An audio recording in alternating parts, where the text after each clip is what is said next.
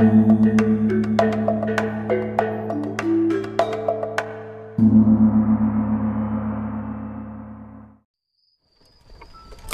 के एक बरगद के पेड़ के नीचे बूढ़े किसान और अलग अलग वर्गों के लोग शाम के बाद आकर बैठते हैं।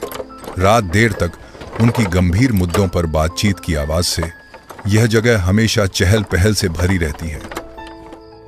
1 महीने पहले आई भीषण बाढ़ ने गांव का रूप बदल दिया था। तालाब और पोखरे सब अब भी पानी से भरे पड़े थे और इन्हीं दिनों हर दूसरे तीसरे दिन किसी न किसी के डूबकर मरने की खबर गांव में फैल जाती थी। और आज इसी मुद्दे पर बरगद के नीचे चर्चा तेज थी। जो भी कहिए हरिनारायण काका, ये घटनाएं वाकई अजीब है। अजीब क्या है मास्टर, बता। रात बिरात कोई लालटेन लेकर तालाब के किनारे जाएगा तो जाहिर सी बात है हादसा तो होगा ही। और मर भी तो सब उसी शमशान के पास वाले तालाब में ही तो रहे हैं। जो भी हो हरिनारायण काका, मास्टर बाबू ठीक ही कह रहे हैं। इससे पहले की बरसात में भी लोग मरे थे, लेकिन ऐसे 2 हफ्ते में 4 लोग डूबे हैं, ऐसा तो कभी नहीं हुआ। वो भी एक ही तालाब में डूबकर मरे हैं। अरे रहने दे, ये गांव है, कोई मुंबई और दिल्ली नहीं। यहाँ कौन सरकार आकर रोशनी लगवाएगी। हम तो किसान के हालात में जीते हैं, हमें इन्हीं हालात में जीना पड़ेगा। फिर भी काका, ये सोचने की बात है कि पूरा गांव झील और तालाब से भरा है, लेकिन सब मौतें उसी एकमात्र तालाब में क्यों हो रही है? हाँ यही तो, गांव में बहुत तालाब है, लेकिन मौतें सिर्फ उसी शमशान वाले तालाब में ही हो रही हैं। वहां 2-3 और आदमी भी बैठे थे, लेकिन वो इनकी बातों को चुपचाप सुन रहे थे, क्योंकि इस गांव में बड़े बुजुर्ग लोग जो भी बात करते हैं, आम लोग बीच में बोलना ठीक नहीं समझते। और तभी इन चर्चाओं के बीच एक अजनबी आदमी आता है, कंधे पर लाठी और पोटली, कसी धोती और बारीक मूछे में। अरे ये कौन? आप तो हमारे गांव के नहीं लगते। कहां से आप आए हो? पहले आप सभी को नमस्कार। मैं आमतला से आया हूँ। मैं इस गांव के शिव शंकर पांडे का वकील हूँ। वकील मतलब कोई मुकदमा करने आए हो क्या? हाँ, मेरे दादा की 8 बीघा जमीन मेरे साझेदारों ने हड़प ली है। मैं उसी पर मुकदमा करने आया हूँ। पर बाबू, आपने यहाँ आकर बहुत बड़ी गलती कर दी है। कुलधरा गांव में मुकदमेबाजी नहीं होती। ये सुनकर परदेसी आदमी जैसे बुझ सा गया। उसके चेहरे से उम्मीदें उतर गईं। वो पूरी तरीके से उदास सा हो गया। अब क्या करूं मैं? और कोई दूसरा काम करने तो आया भी नहीं हूं मैं। हरिनारायण काका का मतलब गलत मत लेना। असल में शिवशंकर पांडेय अब इस गांव में नहीं रहते हैं। अरे ओ छोटे लोग, हमारे बड़ों के बीच क्यों बोल रहा है बाबू? हम तो बात कर रहे हैं ना, दिख नहीं रहा तुझे? दूसरे गांव से आया वकील यानी कि भैरव उदास और परेशान चेहरा लेकर सबकी तरफ देखकर बोलता है, मैं बहुत दूर से आया हूँ। क्या आज की रात किसी के घर ठहर सकता हूँ? बहुत बड़ी मेहरबानी होगी। जरूर, आप चाहो तो। अरे मास्टर, तू भी शुरू हो गया। वकील बाबू, ऐसा नहीं हो सकता। ना हमें तुम्हारी जात पता है, ना कुछ पता है। गांव में किसी के घर जगह देना संभव नहीं है। हाँ, लेकिन एक रास्ता जरूर है। क्या है वो रास्ता? जी बताइए बताइए।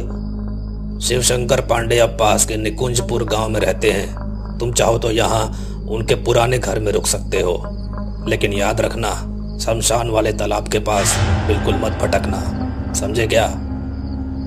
शमशान के पास के तालाब में भूत और आत्मा रहते हैं।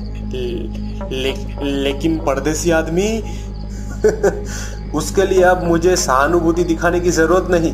मैं घोड़े पाल का लड़का हूँ। भूत प्रेत आएगा तो उसे एक थप्पड़ मार के सुला दूंगा। यह कहकर परदेसी नाराज होकर पांव पटकते हुए रास्ते पर निकल पड़ता है। सब लोग उसे जाते देखते रहे। हरिनारायण काका, क्या आपने ठीक किया? अगर वो परदेसी आदमी सचमुच मर गया तो पूरे गांव का नाम बदनाम हो जाएगा। सुना नहीं, वो गोरी पहलवान का बेटा है।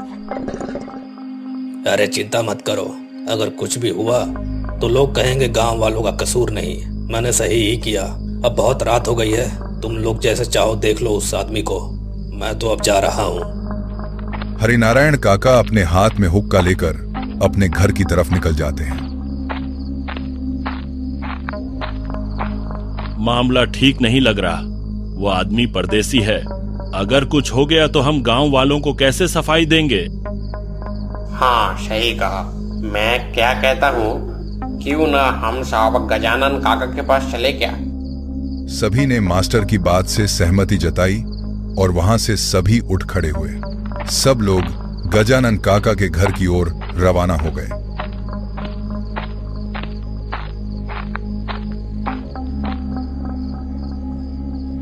दूसरी तरफ परदेसी सोच रहा था, अगर उसे पता होता कि इस गांव के लोग इतने कठोर और बेरहम हैं, तो शायद मदद मांगता ही नहीं। अब धीरे धीरे वह तालाब किनारे शमशान की ओर बढ़ता चला जा रहा था। लंबे ताड़ के पेड़ों के बीच से गुजरते हुए उसका मन घबराने लगा। वह भूत प्रेत में विश्वास नहीं करता था, लेकिन सुना था कि यह रास्ता ठीक नहीं है, यहां अक्सर कुछ न कुछ घटनाएं होती रहती हैं। और तभी चलते चलते अचानक उसके सामने एक परछाई खड़ी हो जाती है। उसका आकार काफी बड़ा था और उसका खोपड़ी अंधेरे में डूबा था। भैरव ने अपने जीवन में पहले कभी ऐसा कुछ नहीं देखा था। कौन है? कौन हो तुम? वह आकृति बिना कुछ कहे उसकी ओर बढ़ने लगती है। उसका शरीर बहुत बड़ा, दानव जैसा, लेकिन उसका सिर नहीं था। उसकी लाल आंखें सीने पर जल रही थीं। ये क्या है? नहीं। हे भगवान, बचाओ मुझे, हे भगवान। उस दानव ने अपने लंबे हाथ से भैरव का सिर पकड़ लिया। भैरव डर से पत्थर सा जम गया। दानवकार आकृति उसे खींचते हुए शमशान की ओर ले जाने लगा और उस समय शमशान से एक रहस्यमयी आवाज भी गूंज रही थी। ले आओ उसे, ले आ, आजा आजा, लेकर आजा उसे।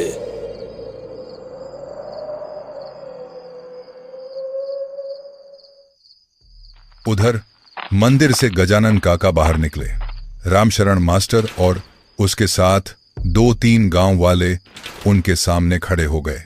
किसी के हाथ में मशाल, किसी के हाथ में लालटेन और किसी के हाथ में लाठी था। क्या हुआ? सब लोग ऐसे घबराए क्यों और कहाँ भाग रहे हो?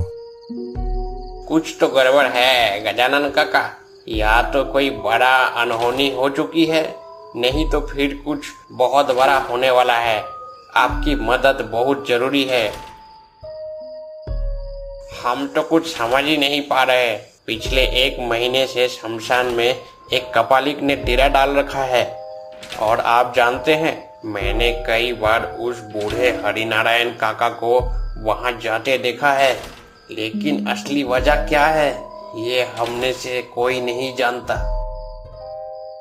मुझे भी बहुत पहले शक हुआ था। हरिनारायण कुछ न कुछ गड़बड़ जरूर कर रहा है, और मैंने भी उसे कई बार शमशान की तरफ जाते देखा है। वो क्या कर रहा है काका? हमें तो बिल्कुल समझ ही नहीं आ रहा। शायद अब और समय बर्बाद करना उचित नहीं होगा।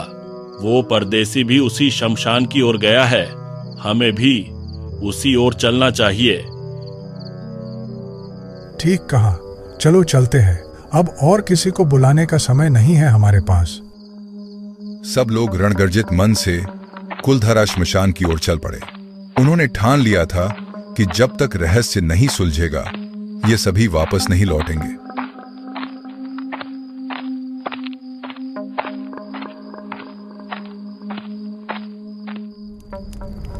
दूसरी तरफ परदेसी आदमी एक कांट पर बंधा है। सामने अघोरी की आग जल रही है। अरे जाग गया रे तू, अब तेरी आखिरी नींद का समय आ चुका है। नाम क्या है तेरा वैसे? आप कौन है? मुझे छोड़ दो। मैं तो इस गांव का भी नहीं हूँ। मेरा परिवार बर्बाद हो जाएगा। जब तुझे बलि चढ़ाए बिना मेरी साधना पूरी नहीं होगी। हे, आजा, काट इसको, रेत इसका गला। क्षण भर में अंधेरे से वह भयंकर दानव फिर से बाहर निकल आया और उसके हाथ में एक विशाल तलवार थी। उसका एक एक कदम मानो मृत्यु का साक्षात रूप प्रतीत कर रहा था। मुझे छोड़ दो, मैं परदेसी हूँ। मेरा परिवार उजड़ जाएगा, मेरा जीवन नष्ट हो जाएगा। इतने में हरिनारायण काका भी वहां आ पहुंचे। उनका चेहरा अब इंसान से ज्यादा पिशाच जैसा लग रहा था। हाँ, तू परदेसी है, लेकिन बलि का कारण तुझे भी जानना चाहिए। वो तालाब देख रहा है, उस तालाब को अमृत पोखर बनाने की कोशिश कर रहा हूँ। जिसकी भी जान वहाँ जाएगी, उसकी जीवन शक्ति तालाब में बंध जाएगी, यानी उस साधना वाले तालाब पर मेरा मालिकाना हक होगा। अघोरी और हरिनारायण को क्या पता था, झाड़ियों के पीछे मास्टर, गजानन काका और बाकी गांव के सब उन्हें सुन रहे थे। हर अमावस को उस अमृत पोखर में डुबकी लगाकर मैं पा सकता हूँ लंबी उम्र।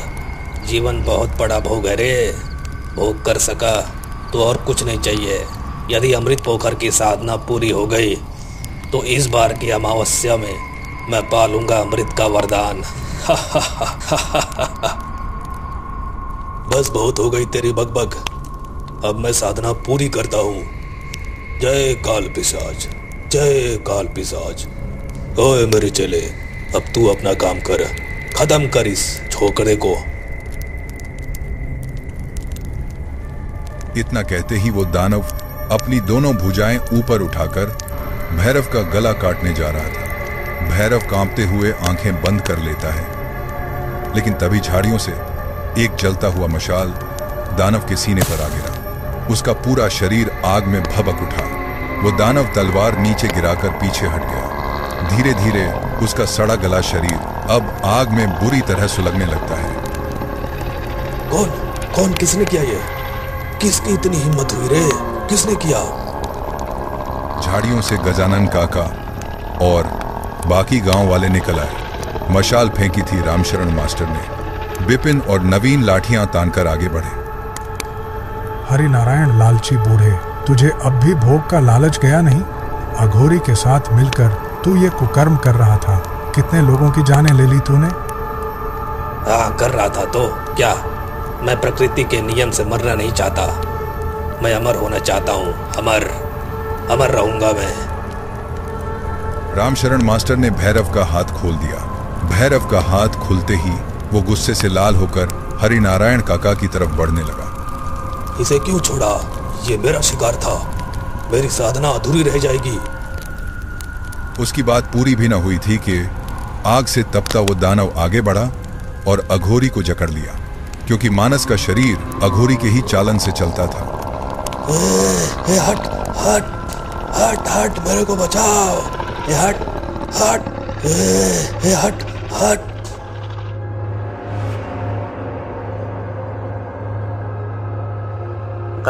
गजानन काका जी, इस हरि नारायण को मेरे हवाले कर दीजिए। इसे और जीने का कोई अधिकार नहीं। आज मैं इसको मौत के घाट उतार के ही रहूंगा।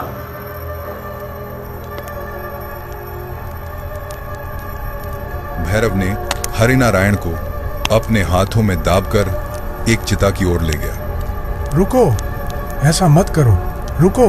नहीं भैरव, उसे मत मारो। यह मृत ब्रह्म राक्षसों की आत्माएं हैं जो उसे नियंत्रित कर रही हैं। अगर तुमने इस समय इसे मार दिया तो उन आत्माओं को मुक्ति नहीं मिलेगी। लेकिन भैरव ने किसी की बात नहीं सुनी। उसने उस बूढ़े हरिनारायण को पकड़कर जबरदस्ती चिता में फेंक दिया।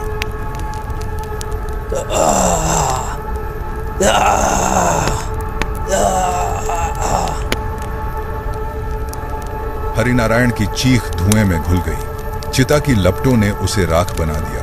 गांव वाले और भैरव सब देखते रह गए।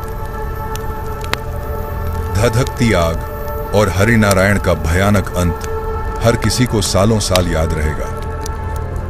तो इस तरह कुलधरा गांव ने अपनी आंखों से देखा कि हरिनारायण कैसे तांत्रिक के साथ मिलकर गांव वालों के साथ कर्मकांड कर रहा था। जिसकी सजा अब उसे मिल भी गई। लेकिन अब गांव वालों ने कसम खाई कि अब कोई भी रात में श्मशान की ओर कदम नहीं रखेगा। और इसी के साथ आज की कहानी यहीं समाप्त होती है।